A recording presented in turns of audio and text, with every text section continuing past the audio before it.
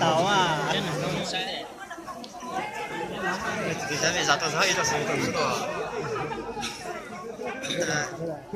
要去赌那些，老个点在边嘛，要么就上那个，一样习惯了。要去赌莫那的这个这，我也是一个。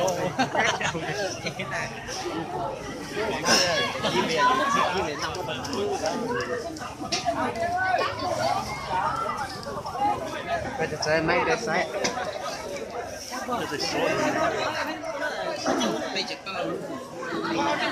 Bây chạy chân tay hả trời. Chào ta, chào này.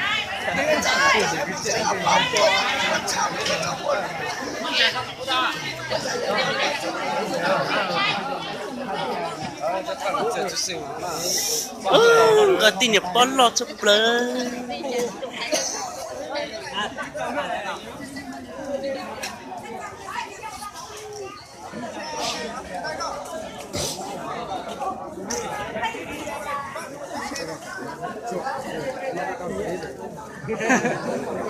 Xem phải trả lại cả một ta. Cha, bây giờ ta xem phải trả lại. Đấy, tôi chủ một sảy đây cho nó xe. Đi nè.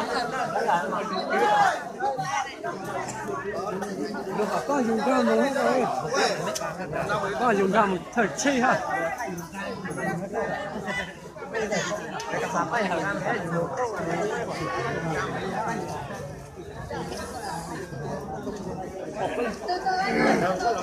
Tao tiếp à.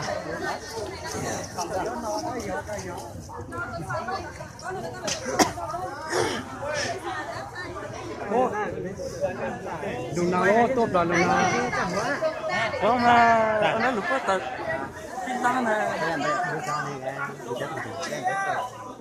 Cái này rất là